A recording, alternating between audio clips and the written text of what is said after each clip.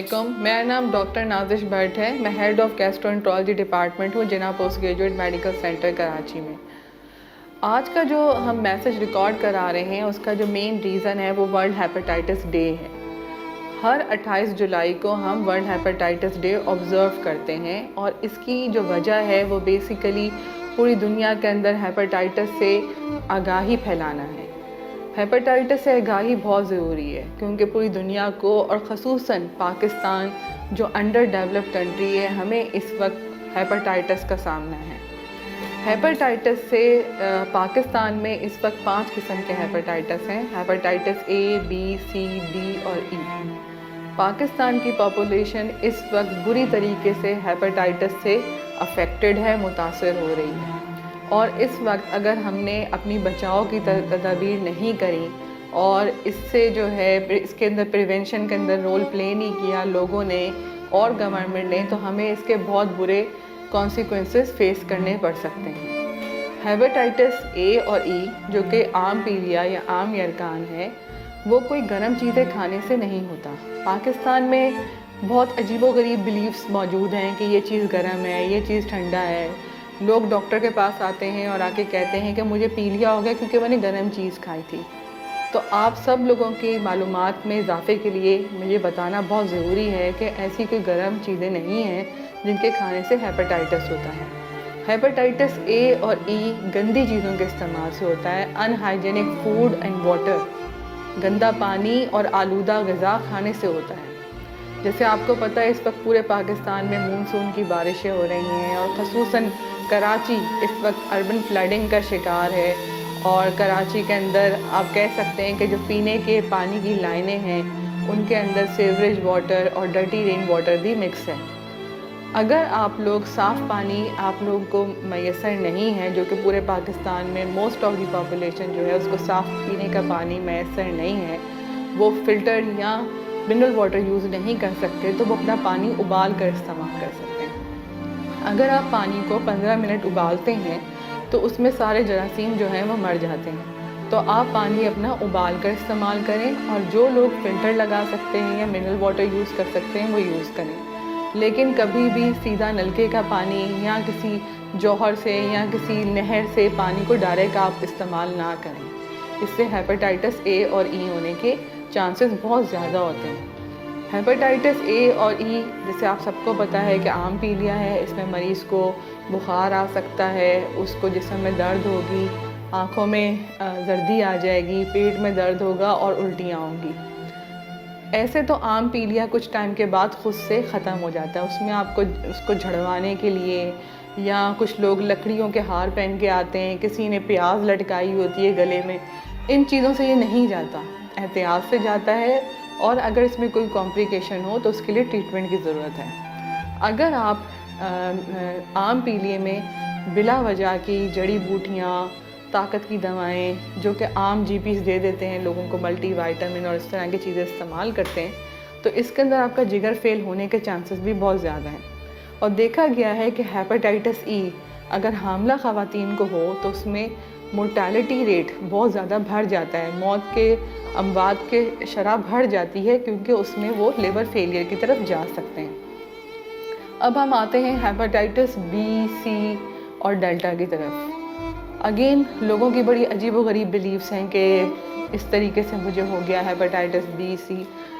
Hepatitis B, सी, delta हमेशा आलूदा और दूसरों की इस्तेमाल शुदा चीज़ों को इस्तेमाल करने से होता है, जिनमें सारे फेरस चीज़ें हैं। ब्लेड्स का इस्तेमाल आप अपनी जब भी शेव करवाएं, आप इस बात का कंफर्म कर लें कि जिसने आपके बार्बर ने जो ब्लेड खोला है वो बिल्कुल न्यू है और फर्स्ट टाइम आप पे ही यूज़ कर रहे हैं। आप अपने सामने उसकी सील जो है वो ओपन करवाएं। और घर में भी देखा गया कि लोग घर में बहन भाई एक दूसरे के ब्लेड और चीज़ें यूज़ कर लेते हैं, तो एक फैमिली में भी हर बंदे के पास उसकी अपनी चीज़ें होनी चाहिए, एक दूसरे की चीज़ें शेयर नहीं होनी चाहिए। ख़वातीन के लिए बहुत इंपॉर्टेंट मैसेज है क्योंकि ख़वातीन समझ रही होती हैं कि वो तो कुछ नहीं कर रही, उन्हें कैसे हेपेटाइटिस बी या सी या डेल्टा लगेगा। तो सबसे इम्पॉर्टेंट चीज़ आजकल के दौर में है मैनिक्योर एंड पेडिक्योर। लोग जाते हैं, कभी किसी ने किसी सैलून वाले से ये इन्फॉर्मेशन ली है कि वो मैनिक्योर और पेडिक्योर की किट्स किस तरीके से स्टरलाइज करते हैं।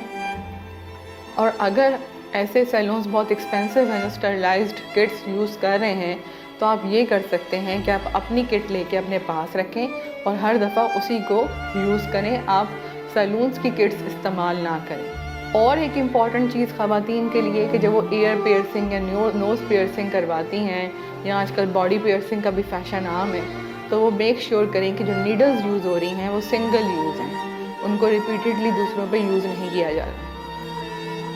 पाकिस्तान बदकिस्मती से एक वो कौम है, वो नेशन है जिसके अंदर सबसे ज़्यादा लोग इंजेक्शन लगाते हैं, और ये एक बहुत ही सरप्राइजिंग चीज़ है जो कि WHO के सर्वे में सामने आई है। बिला वजह इंजेक्शन लगाने से परहेज़ करें। ज़रा सा जिस्म का दर्द, ज़रा सा बुखार, ज़रा सा खांसी नज़ला, उसमें इंजेक्शन लगाने की बिल्कुल भी आपको ज़रूरत नहीं है। इंजेक्शन्स को लिमिट करें, और इंजेक्शन अगर आपको लगाने की ज़रूरत पड़ती है तो वो भी आप हमेशा अपने सामने सिरिंज की सील ओपन करवाएं, क्योंकि देखा गया है कि जो गांव देहात हैं उसमें क्वैक्स बैठे हुए हैं, या कुछ GPs हैं, या कंपाउंडर्स क्लिनिक कर रहे हैं, तो वो एक ही सिरिंज बहुत सारे लोगों पे यूज़ करते हैं। हमेशा सिरिंजेस फर्स्ट सिंगल यूज़ होनी चाहिए और अपने सामने उनकी सील ओपन कराएं। और कौन कौन सी वजूहात हैं इससे हेपेटाइटिस B, C और डेल्टा होता है, उसमें एक वजह जो है वो ब्लड ट्रांसफ्यूजन है। देखा गया ये है कि ऐसे छोटे छोटे ब्लड बैंक्स जो इस वक्त पूरे मुल्क में खुले हुए हैं मुख्तलिफ इलाकों में, वो प्रॉपरली ब्लड को स्क्रीन्ड नहीं करते हेपेटाइटिस से। तो अगर आप आलूदा खून लगवाते हैं तो बहुत हाई चांसेस हैं कि आप ये ब्लड बॉर्न वायरसेस जो हैं हेपेटाइटिस B, C और डेल्टा, ये आप एक्वायर्ड कर लेंगे, आपको हो जाएगा। तो हमेशा जो है वो अच्छे मुस्तनद ब्लड बैंक से ज़रूरत के वक्त जब आपको ब्लड की ज़रूरत हो तो वो लगवाएं, और देखें कि वो प्रॉपरली स्क्रीन्ड है या नहीं है। मियाँ बीवी के ताल्लुकात, मियाँ बीवी के ताल्लुकात से भी हेपेटाइटिस B और C हो जाता है, लग सकता है, तो उसमें एहतियात की ज़रूरत है। और अगर हेपेटाइटिस B की वैक्सीनेशन मौजूद है, अगर एक पार्टनर को हेपेटाइटिस B है और दूसरा पार्टनर हेपेटाइटिस B की वैक्सीनेशन लगवा लेता है, तो वो सेफ़ हो सकता है, हेपेटाइटिस B उसको नहीं होगा। तो ये बहुत इम्पॉर्टेंट चीज़ है। और ये भी देखा गया है कि वो लोग जिनके अपने पार्टनर से ज़्यादा मल्टीपल पार्टनर से ताल्लुकात होते हैं, उनमें हेपेटाइटिस B, C और डेल्टा की ट्रांसफ़र करने की शरह ज़्यादा है। तो इसके अंदर भी आप सबको मैसेज है कि अपने पार्टनर तक महदूद रहें और एहतियात करें। माँ और बच्चा, अगर एक हामला औरत को हेपेटाइटिस B, C और डेल्टा है, और तो उसके अंदर बहुत ज़्यादा चांसेस होते हैं कि वो अपने बच्चे को वो चीज़ ट्रांसफ़र कर सकती है। तो इसके अंदर भी एहतियात की बहुत ज़रूरत है। अगर किसी को हेपेटाइटिस B, C या डेल्टा है, तो उसको एक मुस्तनद गायनाकोलॉजिस्ट और गैस्ट्रोएंटरोलॉजिस्ट से अपना चेकअप करवाना चाहिए। और इस सूरत हाल में अगर बच्चा डिलीवर होता है हेपेटाइटिस B के साथ, तो उसको 12 घंटे के अंदर अंदर वैक्सीनेशन और इम्यूनोग्लोबुलिन्स का इंजेक्शन लगाने की ज़रूरत होती है। शुक्रिया। आज के मैसेज का मकसद यही था कि हर आम आदमी को हेपेटाइटिस के बारे में मालूमात हो, और वो जिस हद तक अपने आप को इन बीमारियों से बचा सकता है वो बचाए। और गवर्नमेंट ऑफ पाकिस्तान के लिए भी इसमें मेरा मैसेज ये है कि बहुत ज़रूरी है कि हम अपने मुल्क में हेपेटाइटिस B और C के फैलाव को रोकने के लिए काम करें, because prevention is better than cure. और जो लोग हैं, आपको पता है कि इस वक्त पाकिस्तान में इन्फ्लेशन है, इकनॉमिकल क्राइसिस है, लोग जॉबलेस हैं। तो ऐसे लोग जिनको हेपेटाइटिस B, C या डेल्टा हैं, उनको कम पैसों में या गवर्नमेंट की तरफ से फ्री प्रोग्राम हर जगह अवेलेबल होना चाहिए, जिधर से वो मेडिसिन्स को वो ले सकें और उनका प्रॉपर चेकअप हो सके, ताकि हम इसको 2030 तक इराडिकेट कर सकें। Thank you.